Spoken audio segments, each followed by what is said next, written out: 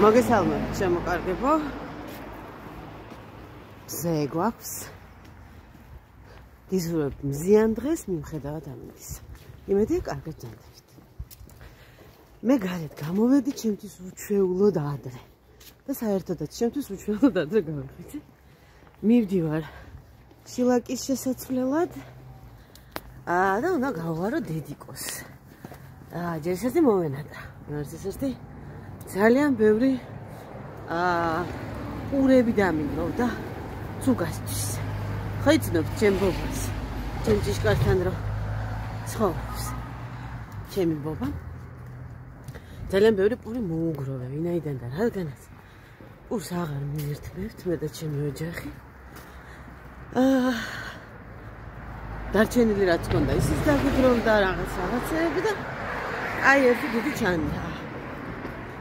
მივდივარ ჩემ ეკოსთან. რამტვირია კაცო, რამბა. მივდივარ ეკოსთან. უკვე მოვიფიქრე რა ფერის წასმა მინდა. თუ აქვს ეკოზე ფერი. ერთი-ორი დღით დავიკარგე, როგორც ალბათ მიხვდით. არავითარისტი გასასამართლებელი მიზეზი ამას არ ჰქონდა. უბრალოდ აი ეს რაციონალური კვება არის ისეთ გამოცდილი აქვს დამეთანხმება. ცალკე სამუშაოა. აი ჩვეულებრივი. ცალკე უნდა აკეთო ეს. თანაც უფრო მეტი პორცია. სადილით ერთი ან ორი გაქვს მთელი ოჯახისთვის, რომელიც ყველაფერს მიირთმევს. დიეტური საკვები ეს 4-5 ულუფა უნდა იყოს ერთმანეთისგან განსხვავებული, კალორიები დათვლილი. და ახალი გაკეთებული და აი ამაზე მოკლედ უმეტესად სამზარეულოში ვარ შევარდნილი. და დღეს გამოვისეირნე. მაშინ მესტუმრა ჩემი ყოფილი თანამშრომელი ნანულით მე შემღება. კარგი გოგოა.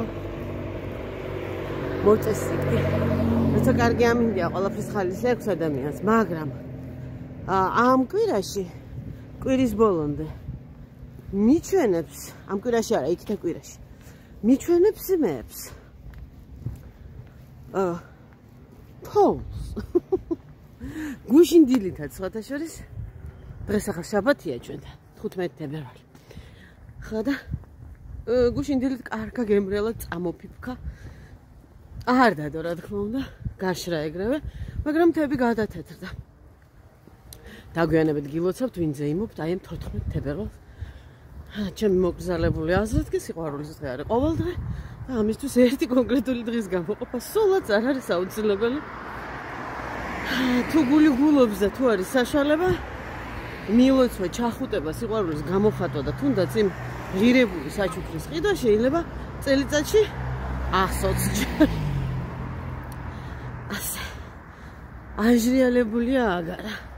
მიუხედავად შაბათი დღისა. კარგი ამინდია და იმედა. ხილისის არ დგას. გამყიდველი ადრე 2 იდგა ხოლმე შაბათის გამო ხილის ყიდვა მინდა და კივი მინდა. ქართული კივი მინდა. უკანა გზაზე მაღაზიაში მინდა შევიარო. ჩვენი დიეტურები ვიყიდო. ავოკადო აქ არ იყიდება. ცოტა ჭადის ფქვილი მინდა ვიყიდო. რაღაცა მინდა და კიდე. ხო, სალათის ფურცელი.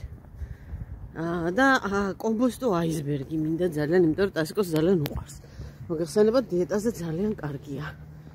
სხვა კომბოსტოებს დიდად არ გიახლებათ.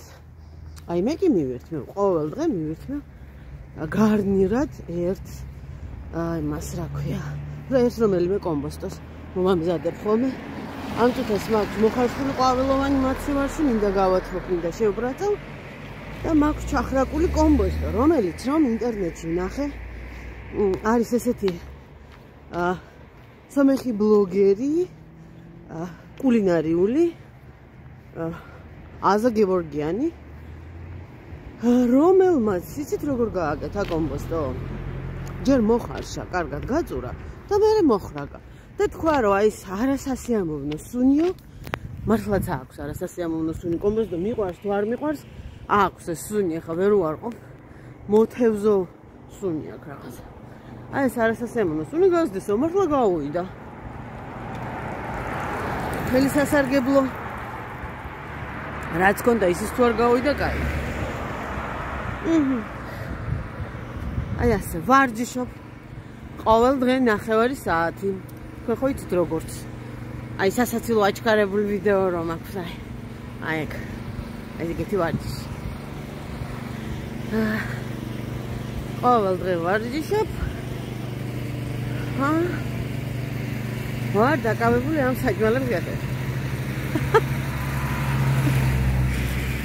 ასეთია დიასახის ბედი.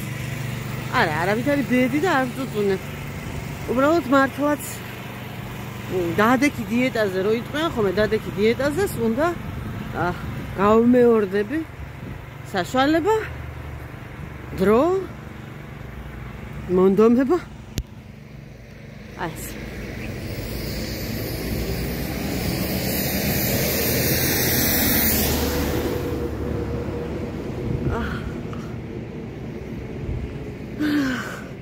ახლა 4-5 ნაბიჯიც წადი წამოდი. დედამ მითხრა ამას წინათ. ყოველ დღეო, როცა მზიანი დღეაო, გამოვდივარ სახლიდანო, ფეხზე ვიცვლივ, გამოვდივარ სახლიდან, მივდივარო. იმაშიო რა, ბოლსტის ბოლოში ყაკლის ხემდეო, ბზეს მივეფიცხები და უკამბრუნდე. ეგრე ხენი მეთქი. დაიღალნენ ძალიან ძნელია. სულ სახლში დამტყდება. ძალიან არ ყოფნის დედასის პენსიის დღეს. გამოპრანჭო პენსიის აღება, ორ ნაბიჯი გასეირნება და სახლში დაბრუნება. უფრო ხშირად უნდა. მოენატრა თავისი დაქალი, ჩამოვა ისიც სააღდგომოდ ჩამოვა. თუ არ ვწდები წელს აღდგომა გვაქვს 20 აპრილს. ზუსტად არ ვიცი, მაგრამ 20 აპრილია მგონი. აი ესე ჩემოკარგებო. უკანა გზაზე დაგიბრუნდებით, ახალ შხილუკებს გაჩვენებთ და კიდევ ერთხელ კარგ დღეს გისურვებთ. მივდივართ დედიკოსთან. აი შხილუკები. აი ასე. აი ესეთი გამახარე ფერი ავირჩი. მივდივართ დედიკოსთან, ისეთი მზეა, ისეთი საყვარელი, რომ აი ღმერთო ცხოვრება რა კარგია. გაზაფხული მოდის. რევოლუცია მოდის. დედიკოსთან მივდივარ, დამირეკეს ჩემი მეგობარი ციქარი სადახარო მოდიო დროზეო. მივალ ახლა დროზე, დავაბირჟავებ. მეც გავისეირნებ ეზოში თქვენთან ერთად. დიდი ხანი ისე მომენატრა ზაფხული და ეზო და ყოლიფერი. აივანზეც მოვაწყობ, ყველაფერს მოვაწყობ და უკვე დროა, რომ ჩემ აივანზე წვანილი დავთესო. კინძი მაინც მექნება ჩემი. ხო და გასართობი მექნება. მოურწყავ, გავმარგლავ. ეხლა ვკითხავ დედას, აბა ისი თესლები აქვს, როგორი ბოსტნის გაკეთება შეიძლება ჩემთან. დაუბრუნდი შინ, გადავიწეწე. დაუბრუნდი შინ გოგოებო და ბიჭებო და უკვე სამზარეულოში შემოვარდი. იმიტომ რომ შია ადამიანს, ცხოველს, ბავშვს, კაცს, დიდს, სულ. ხო და ჩემო კარგებო, უი ბუბუ მოიპარა წინ და ანუ ნასკი. ახლა როგორ გინდა ამას? ამას თამაში უნდა და უნდა მარბენი. მომეცი, ჩემო სიცოცხლე. მოდი. არა, დახევ, ეგრე დახევ, ხო. მომეცი, ძარა, მომეცი. აი, გაძვრა. მაგიდის ქვეშ მე ვერ შევძრა. გავიარე ორნაბიჯში, ჩვენი მისი დაბის მაღაზიაში. იქვე ყავას თქვავენ და там სუნელები და პიმპილი მინდოდა და პიმპილი ვიყიდე. სუნელის არ ქონდათ მე რომელიც მინდოდა. აფთიაქში შევედი. მოკლედ, აი მე არ ვიცი ამ პენსიით, ამ ხელფასით, აი ამ ფასებში ადამიანი როგორ ცხოვრობს საერთოდ. აი მე არ ვიცი, აი გადავწყვიტეთ აი ამ თვეში რომ რაღაცნაირად რაციონალურად დავხარჯოთ. ასეთი დიდი ხარჯები არ გქონია. ყოველ შემთხვევაში გათვალისწინებული ხა მოულოდნელად რა გამოხდება, კაცმა არ იცის წინასწარ, ხო? მაგრამ აი გადავყავით, რომ აი კვირაში აი ამდენი დაუშვა. არაფრით არ გამოდის. მე რაღაცები შემხდა ფასტაკლებით, რომელიც სულ მუდამ მჭირდება და ასეთი ფასდაკლება შეიძლება კიდე 2-3 კვირა არ იყოს და ავდექი და ვიყიდე ხა ის ხელსახუცი ტუალეტის ქაღალდი და სარეცხის საშუალება არ უჭდება, ხო მართალია და სულ სჭირდება ადამიანს სახლში. მე არ ვიცი ხალხო ეს გინდა ხელფასი მაღალია რქვას ჩვენ იმაზე ქვეყნის პირობაზე, გინდა დაბალი, გინდა საშუალო. წარმოუდგენლად ეს არის რაღაცა გამოცდა რაღაცა ადამიანის რომ აბა თუ გაძლებს და აბა თუ ეყოფა რომელ მკურნალობაზე, რომელ კალორიაზე, რომელ ჯამრთელყვებაზე და ნატურალურზეა ლაპარაკი, რომელ სრულყოფილ გათბობაზე და რომელ სრულყოფილ ჩაცმაზე, განათლებაზე და რა ვიცი მე, სანახაობაზე საერთოდ აღარ ვლაპარაკობ. აღარც თეატრზე, აღარც მოგზაურობაზე და მოგზაურობაში კიდე პრაღა არა მაქვს მე. მხედველობაში მე ის ამაქვს, რა ქვია, ბავშვი რო წელიწადში ერთხელ კურორტზე წაიყვანო და სოფელში წასასვლელი ფული რო გქონდეს, საკუთარ სოფელში ბებია ბაბუასთან. არ მიყვარს ხოლმე მე ამ თემაზე ლაპარაკი, არ მიყვარს ხოლმე მე ამ თემაზე წუწუნი საერთოდ, მაგრამ და გაჭირებული ადამიანის არ მქვია, მაგრამ აი უსინდისობა, აი დიდი უსინდისობაა და ნუ დამარქმევთ, ნუ სამთავრობის მომხრეს, ნუ წინამთავრობის მოწინააღმდეგეს, რასაც გინდა იმაზე დაგთანხმდებით, ოღონდ იარლიკებზე არა რომ იმისტი ვარ, ამისტი ვარ, არავისტი არა ვარ, მაგრამ ნებისმიერი მთავრობის ხელში 20 ლარი მოგიმატეო პენსიას რო ეთყვიან ადამიანს, მაგას უსინდისობა აღარ ქვია. აღარ ქვია. ეგ არის აი წარმოუდგენელი რაღაცა რა. არ ვიცი. თავისი ოჯახები აცხოვრონ აბა მას. აი ძალიან აღსხոտდი, იმიტომ რომ იმ აფთიაქში შევდივარ, იმ ასაკოვან ადამიანს ვხედავ, იმაში შევდივარ, მაღაზიაში ვხედავ, იმ ხელმოკლეს, იმ ბავშვს ვხედავ. საშინელებაა. როდის უნდა დამთავრდეს ეს ყველაფერი?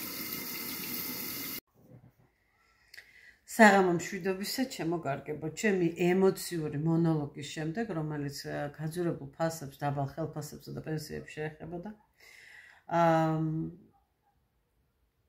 ბევრმა წყალმა ჩაიარა, ასე რომ ვთქვათ. მომიტევეთ თუ ძალიან ბიფორი აქე, მაგრამ მართლა ძალიან აი რომ დავფიქრდი, ძალიან გავბრაზდი აი ამ ყველაფერს. ხო და ჩემო კარგებო, როგორც ყოველთვის მოვამზადე, გავხეხე, დავრეცხე, მივირთვი, კიდე ავალაგე, დავალაგე, კიდე გავშალე, რამდენიმე პირი გავაკეთე ეგრე და დაღამდა. დღე აშკარად გაიზარდა. აი აშკარად გაიზარდა, ტასკო ხო 6-ზე იწყებს მუშაობას საღამოს და კაი გვარიანი ბნელი ღამე იყო ხოლმე. ახლა მუშაობას რო იწყებს, ჯერ კიდევ მზე არ არის ჩასული. მოკლედ ძალიან სასიამოვნოა. დღევანდელი გარეთ გაბოდიალება ძალიან მესიამოვნა და თუ ესეთ კაი ამინდები იქნება, აუცილებლად ვეცდები რომ გავიდე ხოლმე და 1-3-4 ნაბიჯი გავაკეთო დღეში. ნახევრად განადებულ ოთახში ვარ. ხარისხით შესაბამისი აქ მას რა ქვია. კადრში ვხედავ რომ თლა ისე არ არის როგორც უნდა იყოს. განათების გამო. მოვიდა დრო რომ მეც წამოვწვე და დავისვენო და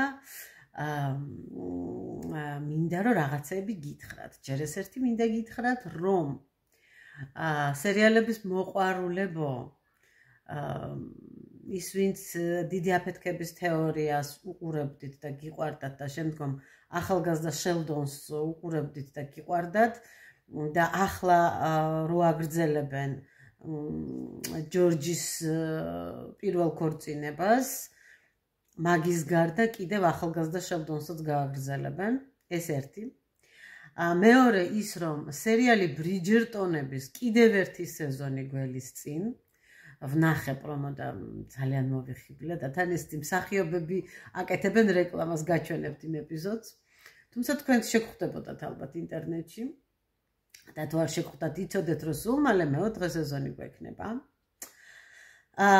ასევე ვუყურებ სერიალს სახელად ქვია ფურცევა ვინ არის ახლა ეს ფურცევა 14 წელიწადი იყო საბჭოთა კავშირის კულტურის მინისტრი მანამდე კიდე რაღაცა სხვა თანამდებობები ჰქონდა. ძალიან ლამაზი ქალი იყო, ელეგანტურიო, კარგად ჩაცმულიო, ძალიან მიზანდასახულიო.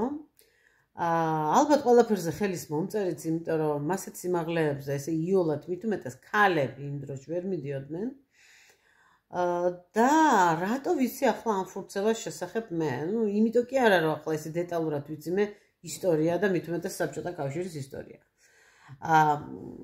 მამა ჩემი რომ სამხატვრო აკადემიაში სწავლობდა იმ პერიოდში სამხატვრო აკადემიის რექტორი ყოფილა ბატონი აპოლონ ქუთათელაძე. საოცარი ადამიანი, საოცარი პროფესიონალი ადამიანი, პრორექტორი, პედაგოგი, მოკლედ ძალიან ძლიერი პიროვნება, რომელსაც ყველა პატივს ვცემდითო და ყველას ძალიან გვიყვარდაო. ეს იყო ადამიანი, რომელმაც შვილი თუ არ ვწდები სამუდამო პატიმრობისგან რა დააშალა არ ვიცი. სამუდამო პატიმრობისგან იხსნა სტალინს თხოვა უხელფასოდ ვიმუშავებ მთელი ცხოვრება, ოღონდ შვილი მაჩუქეო. და სტალინმაც უარი არ უთხრა. და მთელი ცხოვრება იმუშავა აბსოლუტურად უხელფასოდ. აი რექტორის ხელფასსაც არ იღებდაო. მე გეუბნებით ახლა იმას ეს არ არის ისტორიული ფაქტი, თუმცა შეიძლება არის კიდევაც. ეს არის ის, რასაც ლაპარაკობდნენ, რაც იცოდნენ მის შესახებ იმ დროში მისმა სტუდენტებმა, მისმა კოლეგებმა, მისმა თანამოქალაქეებმა. რამდენად მართლაც ასე იყო, ეს არ ვიცი.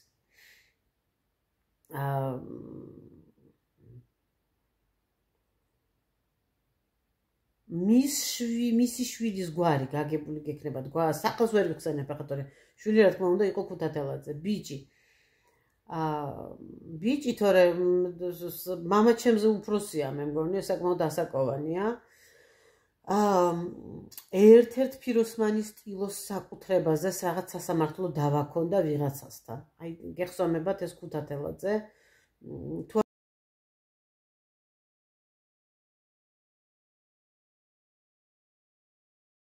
არ ვწდები თეთრ ლომზე იყო ეს დავა. აი ეს იყო აპოლონ ქუთათელაძის შვილი. აპოლონ ქუთათელაძე მეგობრობდა თურმე ფურცევასთან, მაშინ როდესაც იყო აპოლონი რექტორი და ეს ეკატერინე ფურცევა კულტურის მინისტრი.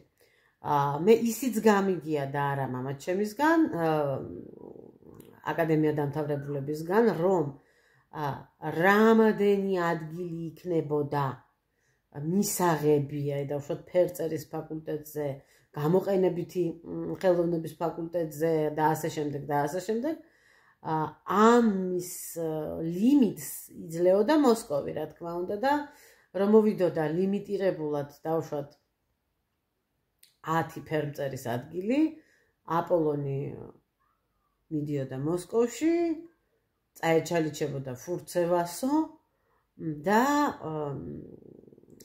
აპოლონს 10-ის ნაცვლად მოქონდა 20 ადგილი. ანუ საქართველოსთვის რაღაც მე დაფინანსებას მოიპოვებდა დღევანდელ ენაზე რომ ვთქვათ. წაეჩალიჩებოდა სიტყვაში ვიგულისხმე ასეთი ჩალიჩიც და ისეთი ჩალიჩიც. ეკატერინე ფურცევა ლამაზი ქალი იყო, ესეთი ქალი იყო, რა ქვია, ქალურიო საკმაოდო. არ იყო ესეთი ჟანდარმი და ისა, რა ქვია, სალდაფონი, ეს ქალური ქალი ყოფილა. მამაკაცები ძალიან ყვარებია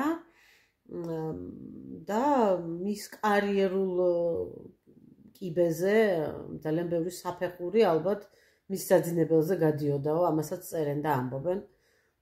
არ არის გასაკვირი, აპოლონ ქუთათელაძე ძალიან სიმპათიური და ძალიან გალანტური მამაკაცი ყოფილა, როგორც ამბობენ, მათაც რაღაცა ჰქონდათ. და ესე და ამგვარად აჩალიჩებდაო ფურცევასთან საქმეებსო. აი ეს გამეგო მე რომ მამაჩემის ჯგუფელები, კურსელები, კოლეგები, ინსტიტუტელები აი რო ახსენებდნენ ხოლმე აპოლონ ქუთათელაძეს, ახსენებდნენ ფურცევასაც და ეს ფურცევა რამდენჯერმე გამიგია ბავშვობიდან. დავინტერესდი YouTube-ზე შემხვდა დოკუმენტური ფილმი და აღმოვაჩინე, რომ ეს ფურცევა ამ ფურცევას ჰქონდა საკმაოდ ტრაგიკული ცხოვრება, ყოველ შემთხვევაში დაასრულა ძალიან ტრაგიკულად და ყოველ შემთხვევაში პირადი მაინც კარიერისგან განსხვავებით ძალიან თავდაყირა ჰქონდა და კარიერაც ძალიან ცუდად დაასრულა. ერთ-ერთი ვერსიით მან მოიკლა თავი და როგორც დოკუმენტურ ფილმში თქვეს, შეიძლება მიეხმარნენ კიდევაც, ანუ შეიძლება უბიძგეს მკვლელობისკენ შეაშინეს ან მოკლეს. ახალგაზრდა გარდაიცვალა საკმაოდ, დასკვნაში დაწერეს, რომ გულით გარდაიცვალა, მაშინ როცა გული არ აწუხებდა, დარჩა დრიური მისი ჩანაწერებით, რომელსაც ექსპერტები ვერ იკვლევენ და ვერ გავიგე როგორ ვერ იკვლევენ ხელნაწერის მიხედვით. ექსპერტიზა როგორ ვერ ადგენს მისია თუ არა, წლების განმავლობაში არ ჩანდა ეს დღიური და მერე უცბად გამოჩნდა და ამბობენ, რომ მაო ძედუნის სოლს, რომელთანაც მეგობრობდა, იმას მისცა ეს დღიურიო, გარდაცვალებამდეო. მაგრამ სათუო, იმიტომ რომ მაო ძედუნის ცოლიო არ ჩამოსულა საბჭოთა კავშირშიო და იმ წლებშიო და როგორ მისცაო და გაუგზავნა ვიღაცის ხელით და ჯერ ჩვენ ძალიან ვიცით, ახლა მაო ძედუნის ცოლი ჩამოდიოდა თუ არ ჩამოდიოდა. შეიძლება ოფიციალური ვიზიტითაც არ იყო ჩამოსული და შეიძლება ვიღაცის ხელით გაუგზავნა. და ამ დღიურში ბევრი უცნაურობა წერია. გადაუღიათ მხატვრული ფილმი, უბრალოდ სერიალი, მინი სერიალია, 12 სერია, თითო სერია არის 50 წუთი, დაახლოებით პლუს მინუს. და იმდენად რამდენადაც მე დავინტერესდი ამ დოკუმენტურ ფილმში, სერიალის დასაწყისშიც ამბობენ, რომ ეს არ არის ხა ზედმიწევნით ზუსტი ყველაფერი, მაგრამ ზუსტად მიახლოებულია. ვერ გეტყვით, რომ შედევრია, მაგრამ თუ პიროვნება გაინტერესებს კონკრეტულად, პიროვნება კარგად არის ნაჩვენები და ასევე ძალიან საინტერესოა საბჭოთა კავშირში ჯერ კიდე მეორე მსოფლიო ომამდელი სტალინური რეპრესიები. ძალიან საინტერესოდ არის ეს ყველაფერი გაკეთებული მართლაც და მე ჯერჯერობით ვუყურე რამდენს 4 სერიას და ვაპირებ, რომ 12-ვე სერიას ვუყურო, ჯერჯერობით კმაყოფილი ვარ და საღამოს ველოდები, რომ ესე ჩემმა მეუღლემ ჩემთან ერთად უყურეო, მაგრამ ხა იმას ხანს წალია, ხან არ წალია, ამიტომ მე მარტო ვუყურე, მარტო მუშაობ და რა ვქნაო, როდის იქნება გზაო. მარტო მუშაობ და ჯერჯერობით 4 სერია მაქვს ნანა. ასე რომ სერიალების მოყვარულებო თუ გაინტერესებთ, ჩემოკარგებო, აი ეს შეტყობინებები მაქვს, ბრიჯერტონები ძალიან გამეხარდა. შელდონ კუპერი და მისი ოჯახის შესახებ ახალგაზრდა შელდონი და დიდი აფეთქების თეორიის გაგრძელებაც ძალიან გამეხარდა. ასევე რაღაცა სერიალი ვნახე კიდევ 2025 წლის მაისში გამოდის და ჩემთვის ერთი ნაცნობი გოგო თამაშობს. სატახტოთა თამაშებში მონაწილეობდაო, მერე მე ვნახე სერიალში კარგი ბრძოლა, хорошая борьба და იქაც მომეწონა, კარგი სახე ქონდა შექმნილი, ლესბოსელი დაამწყები იურისტის, ძალიან მომეწონა, ხო და ასე რომ ჩემოკარგებო, სერიალები გვაქვს, მომწერეთ აბა თქვენ რას უყურებთ, ამას წინდად გკითხეთ, რომ გამომელია და იქნებ ბირჩიოთ მეთქი და აგერ ვიპოვე და მე თვითონ ჯერჯერობით შემიძლია გირჩიოთ, სანამ ამ ყველაფერს დავამთავრებ. აღარ მახსოვს 2025-ის მაისში გამოდისო და მოკლედ, მაგასაც ვნახავ, დავსკრინე, შენახული მაქვს, მე ყველაფერს ვინახავ, იმდენი სკრინშოტი მაქვს შენახული, რომ აი როდის მოვასწრებ მაგ ყველაფრის დაკითხვას და ნახვას, მოვასწრებ. მიხარია რა იცით? მე მქონდა პერიოდი, როდესაც ეს დეპრესიული პერიოდი, როდესაც უბრალოდ გულს ვერ უდებდი ვერაფრის კითხვას და ვერაფრის ყურებას, აი ვერაფერს. და დავიწყე კითხვით და დავიწყე გაზაფხულიდან კითხვით და ახლა გემრიელად ჩაუჯექი და აი გემო გავუგე ემას რა ქვია ფილმის ყურებას. ასე რომ აი მახარებს რომ ესე იგი კიდე უკეთესათა ვარ. ბევრად უკეთესად. აი ესე ჩემო კარგებო. ღმერთმა კარგად გამყოფოთ თქვენს. მინდა კარგი საღამო, კარგი ღამე გისურვოთ. მადლობა რომ ხართ ჩემთან და ჩვენ შევხვდებით აუცილებლად ხვალ.